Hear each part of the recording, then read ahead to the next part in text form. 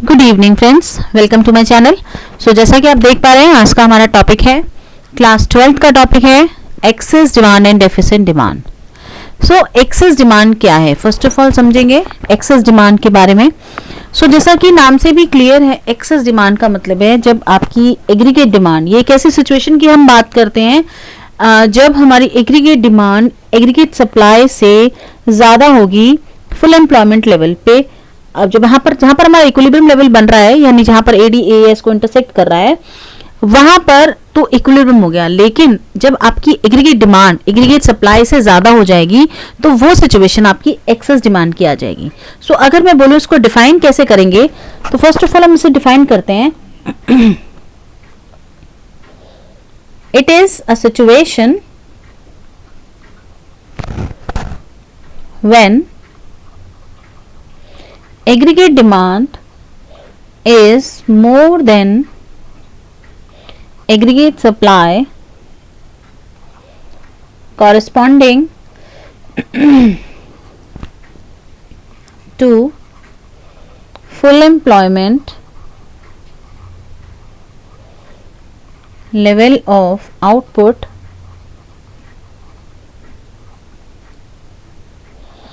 in the economy। ठीक है, इसके बाद इसका एक डायग्राम भी बना लेते हैं। डायग्राम से थोड़ा क्लियर समझ में आ जाएगा कि मैं किस की बात कर रही हूँ। सो यहाँ पर आपका एग्रीगेट डिमांड हो गया, दिस इज योर इनकम।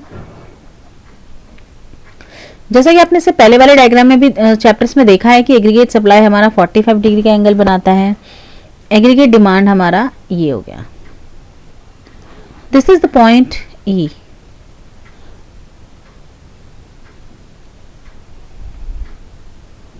और इस पॉइंट को हमने नाम दे दिया M। This point E point is called full employment, because full employment का मतलब हो गया जहां पर एग्रीगेट डिमांड एग्रीगेट सप्लाई के इक्वल हो जाता है। इसके आगे आपसे बोल रहा है कि एक्सेस डिमांड, यानी आपकी डिमांड ज्यादा है। सो आपका जो डिमांड कर्व है वो मैंने कुछ इस तरीके से शिफ्ट कर दिया, यानी अपवर्ड की तरफ हो गया, बिकॉज एक्सेस डिमांड ज्यादा है सप्लाई से। सो अब जो नया पॉइंट हम इसके इंटरसेक्शन पे ऊपर हम इसको डॉटेड लाइन से ड्रॉ करेंगे। सो इस पॉइंट को मैंने नाम दे दिया F। सो जो गैप हुआ between F and E, that gap, इसको हम बोलते हैं इन्फ्लेशनरी गैप। इन्फ्लेशनरी गैप, यानी अगर मैं बोलूं कि इन एक्सेस डिमांड किस टाइप का गैप क्रिएट होता है, सो आप वहां पर लिख सकते हैं कि इन एक्सेस डिमांड में आपका इन्फ्लेशनरी गैप जो है वो क्रिएट होता है। ये 1 मार्कर क्वेश्चन आ सकता है कि एक्सेस डिमांड में कौन सा गैप क्रिएट होता है। सो एक्सेस, अब मैं बोलूं कि आपको उसको डायग्राम को एक्सप्लेन कैसे करना है, तो आपको लिखना क्या पड़ेगा कि in this diagram income, output and employment are measured on X axis, because हमने एक्स एक्सेस पे ले लिया, and aggregate demand is measured on Y axis. Now aggregate demand and aggregate supply intersect at point E। E point पर intersect कर रहे हैं, so that वो indicate क्या कर रहा है, that indicates full employment equilibrium. अब क्या होगा, due to increase in investment expenditure, investment बढ़ा, इन्वेस्टमेंट बढ़ेगा तो क्या होगा, एग्रीगेट डिमांड जो है वो राइज हो जाएगी। एग्रीगेट डिमांड राइज हो गई एंड वो AD1 पर पहुंच जाएगी। सो AD1 पर पहुंचने के बाद जो सिचुएशन आई, E और F के बीच का जो गैप आया, that termed as inflationary gap. So you have to write this kind of explanation. Okay, now one question arises here. Reasons for excess demand. Excess demand क्यों आती है हमारी इकोनॉमी में? What was the reason? क्या reason होते हैं, क्यों हमारे एक्सेस डिमांड वाली सिचुएशन आती है? तो देयर आर सेवरल फैक्टर्स, बहुत सारे ऐसे फैक्टर्स हैं जिसकी वजह से एक्सेस डिमांड वाली सिचुएशन आती है। तो हम कुछ कुछ पॉइंट्स के बारे में डिस्कस करेंगे। सबसे पहला पॉइंट है rise in propensity to consume. अब क्या होगा, एक्सेस डिमांड बेसिकली आती क्यों है? एक्सेस डिमांड आती इसीलिए है बिकॉज आपका जो कंजम्पशन एक्सपेंडिचर जो है वो बढ़ गया है। ठीक है। आपका कंजम्पशन एक्सपेंडिचर बढ़ा क्यों है? बिकॉज प्रोपेंसिटी टू कंज्यूम जो है वो आपकी बढ़ गई है। प्रोपेंसिटी टू कंज्यूम बढ़ गया है, इसका मतलब क्या है? प्रोपेंसिटी टू सेव जो है वो कम हो गया है। जो प्रोपेंसिटी टू सेव यानी आप लोग सेव कम कर रहे हैं, कंजम्पशन ज्यादा करेंगे, तो क्या होगा? ऑब्वियसली डिमांड जो है वो क्या होगी? राइज होगी और इकोनॉमी में एक्सेस डिमांड की सिचुएशन आएगी। Now second is reduction in taxes. अब टैक्सेस रिड्यूस हो जाएंगे, सो क्या होगा? अब टैक्सेस रिड्यूस होने की वजह से क्या होंगे? अब चीजें जो हैं वो क्या हो गई हैं? टैक्सेस कम हो गए हैं, चीजें रीजनेबल रेट पर मिल रही हैं। चीजें रीजनेबल रेट पर मिलेंगी तो क्या होगा? आपकी जो डिस्पोजेबल इनकम है, तो increase in disposable income and consumption demand होगी। सो आपका क्या होगा? आप ज्यादा से ज्यादा चीजों की डिमांड करेंगे, और जब चीजों की डिमांड करेंगे सो एक्सेस डिमांड वाली सिचुएशन आएगी। एक्सेस डिमांड वाली सिचुएशन आएगी। सो नेक्स्ट पॉइंट पे हम डिस्कस करते हैं increase in government expenditure. Government expenditures, government ने क्या किया है? गवर्नमेंट ने गुड्स एंड सर्विसेज पर डिमांड, गवर्नमेंट की जो है demand for goods and services जो है वो बढ़ रही है। क्यों? Due to increase in public expenditure. जब पब्लिक एक्सपेंडिचर्स गवर्नमेंट ज्यादा करेगी सो ऑब्वियसली क्या होगा? चीजों की डिमांड बढ़ेगी। Now next is increase in investment. Increase in investment. Access demand क्यों आ रही है? बिकॉज इन्वेस्टमेंट जो है वो बढ़ गई है। इन्वेस्टमेंट क्यों बढ़ गई है?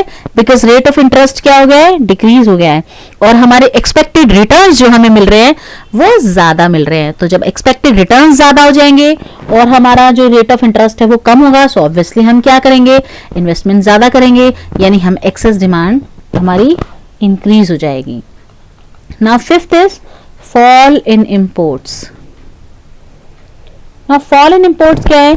अब फॉरेन इंपोर्ट्स जो है वो इंपोर्ट्स डिक्रीज क्यों हो रहे हैं? इंपोर्ट्स डिक्रीज क्यों होते हैं? बिकॉज हम इसे लिंकअप करेंगे। इंपोर्ट डिक्रीज क्यों होते हैं? बिकॉज हायर इंटरनेशनल प्राइस जो है आपके जो है वो अगर आप प्राइस इंटरनेशनल प्राइस को कंपेयर करें तो डोमेस्टिक प्राइस जो है वो क्या है? आपके जो हायर इंटरनेशनल प्राइसेस जो है वो import basically decrease in import होता ही इसलिए है क्योंकि due to higher international prices in comparison to your domestic prices, so it may leads to excess demand. So excess demand हो जाएगी, सो फॉल इन इंपोर्ट भी एक ऐसा एक पॉइंट है। नाउ 6 पॉइंट की अगर हम बात करें तो राइज इन एक्सपोर्ट। एक्सपोर्ट भी डिमांड्स को बढ़ाते हैं। अब एक्सपोर्ट क्यों होता है? एक्सेस डिमांड बेसिकली क्यों आती है? एक्सेस डिमांड बेसिकली क्यों आती है? बिकॉज डिमांड फॉर एक्सपोर्ट्स हमारे इंक्रीज हो रहे हैं। क्यों इंक्रीज हो रहे हैं? Due to comparatively lower price of domestic goods, due to decrease in exchange rate for domestic currency, so rise in exports भी हो जाएगा। नाउ 7th पॉइंट की अगर हम डिस्कस करें so that is deficit financing. अब डेफिसिट फाइनेंसिंग भी क्या होता है? अब एक्सेस डिमांड क्यों आती है इकोनॉमी में? क्योंकि आपकी इंक्रीज ऑफ मनी सप्लाई जो है वो इकोनॉमी में बढ़ गया है। मनी सप्लाई क्यों बढ़ गया है? बिकॉज ऑफ डेफिसिट फाइनेंसिंग हुआ है। अगर प्रिंटिंग ऑफ न्यू करेंसी हुई है तो न्यू करेंसी अगर प्रिंट हो रही तो ऑब्वियसली आपकी इकोनॉमी में मनी फ्लो बढ़ रहा है और आपकी एक्सेस डिमांड वाली सिचुएशन आएगी। So these are few points की एक्सेस डिमांड क्यों आती है। इसके बाद हम इसका इम्पैक्ट्स पढ़ेंगे। आज हम केवल एक्सेस डिमांड के बारे में ही डिस्कस करेंगे ना। उसके बाद हम बात करते हैं impacts of excess demand. Excess demand के इम्पैक्ट्स क्या क्या पड़ेंगे। सो सबसे पहला पॉइंट एक्सेस डिमांड का आउटपुट पर क्या इफेक्ट पड़ेगा। एक्सेस डिमांड में जो है आउटपुट पर कोई इफेक्ट नहीं पड़ेगा क्योंकि इकोनॉमी जो है वो ऑलरेडी आपने देखा कि वो फुल एम्प्लॉयमेंट पे थी। इकोनॉमी जो है वो already at full employment level है and there is no idle capacity in the economy. Full employment का मतलब ये है कि सारे रिसोर्सेज एम्प्लॉयड हैं, सो आप आउटपुट पर नो चेंज। यानी आप doesn't affect the level of output. Excess demand से आउटपुट पर कोई भी effect does not affect the level of output because economy is already at full employment level, आप लिख सकते हैं इसमें, and there is no idle capacity in the economy. अब हम बात करें इफेक्ट ऑन एम्प्लॉयमेंट की। सो एम्प्लॉयमेंट पर भी सेम कंडीशन रहेगी, क्योंकि एम्प्लॉयमेंट में भी कोई चेंज नहीं कर सकते हैं बिकॉज ऑलरेडी जो आपकी इकोनॉमी है वो ऑपरेट कर रही है किस पर, फुल एम्प्लॉयमेंट पर ऑपरेट कर रही है, फुल एम्प्लॉयमेंट इक्विलिब्रियम बना रही है, and there is no involuntary unemployment. यहां पर इनवॉलेंट्री अनएम्प्लॉयमेंट भी नहीं है, एवरीबडी इज एम्प्लॉयड। जो काम ही नहीं करना चाहते हम उनकी बात नहीं कर रहे हैं, but everybody is those who are willing to work, they are getting work. Now third point आपका आ जाता है effect on general price level. अब जनरल प्राइस लेवल पे क्या पड़ेगा, ऑब्वियसली एक्सेस डिमांड है, बिकॉज आप प्रोडक्शन को आप बढ़ा नहीं पा रहे हैं, आप एम्प्लॉयमेंट को बढ़ा नहीं सकते हैं, लेकिन लोग डिमांड कर रहे हैं। जब चीज़ों की डिमांड बढ़ेगी so excess demand leads to rise in general price level, जिसको हम बेसिकली इन्फ्लेशन बोलते हैं।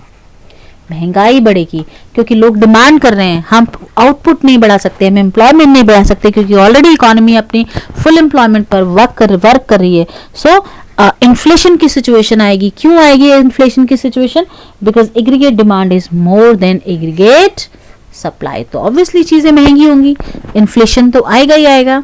सो आज जो हमने पढ़ा दैट इज एग्रीगेट डिमांड के बारे में। एग्रीगेट क्या होता है, एग्रीगेट डिमांड क्या होती है, एग्रीगेट डिमांड के रीजंस क्या क्या हैं, और एग्रीगेट डिमांड का इम्पैक्ट्स क्या क्या हैं।